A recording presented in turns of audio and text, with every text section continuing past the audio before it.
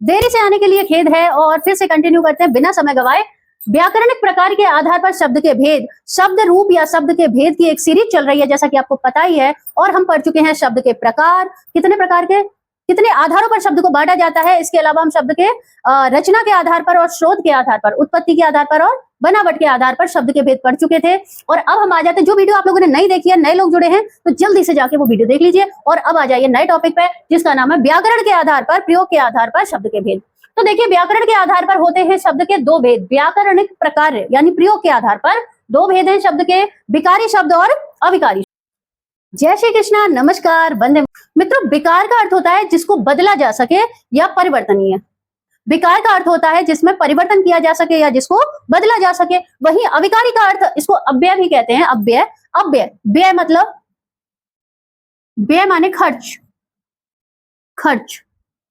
और अव्यय मीन्स होता है जो खर्च ना हो, ठीक है ना। तो जो खर्च नहीं हो सकता वो अविकारी या अव्यय होता है, और जिसका परिवर्तन हो सकता है या जो खर्च हो सकता है वो क्या होता है, विकारी होता है या व्यय होता है, ठीक है। तो विकारी से मतलब हम डिटेल में समझ लें, जिन शब्दों में लिंग, वचन और काल के आधार पर विकार उत्पन्न हो जाता है उनको हम कहते हैं विकारी शब्द। और जिनमें लिंग, वचन या काल के आधार पर परिवर्तन नहीं हो सकता, जिनमें कोई विकार उत्पन्न नहीं हो सकता, जिनको परिवर्तित नहीं किया जा सकता, वे होते हैं आपके अविकारी शब्द। जैसे एक छोटा सा उदाहरण से हम समझेंगे, बहुत शॉर्ट वीडियो है।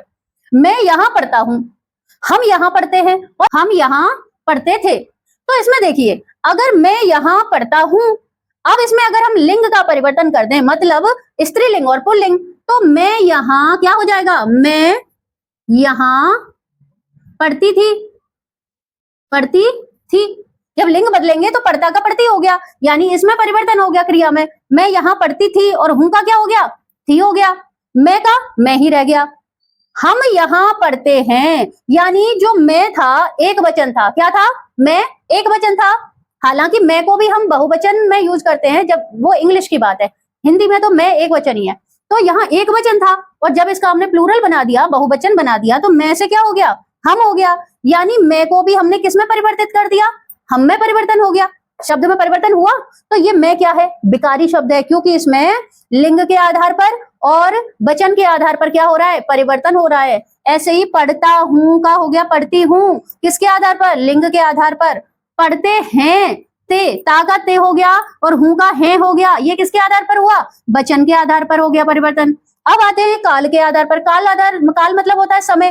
तो हम यहाँ पढ़ते थे, यानी कोई ऐसी जगह जहां हम पहले पढ़ते थे वहां से हम गुजर रहे हैं, तो हम क्या कहेंगे, हम यहाँ पढ़ते थे, अभी तो नहीं पढ़ रहे। तो काल का परिवर्तन जैसे ही हुआ, समय का परिवर्तन हुआ, तो बाकी भी बदल गया।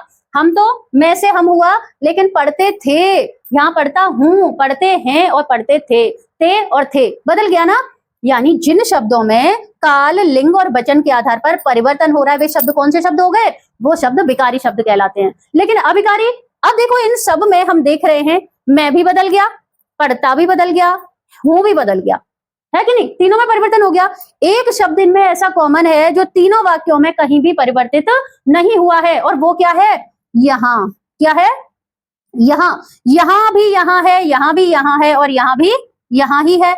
तो ये जो शब्द है बच्चों, या जो ये जो शब्द है वो क्या है, अविकारी शब्द है। इसमें ना लिंग के आधार पर विकार आया, विकार मतलब खोट होता है, खोट, कोई गलती या कोई उसमें बुराई पैदा हो जाए, उसको कहते हैं विकार, ठीक है। तो यहाँ, यहाँ, यहाँ, इस यहाँ में कोई भी विकार उत्पन्न नहीं हुआ, इसीलिए ये क्या है, अविकारी शब्द है। इतना क्लियर है।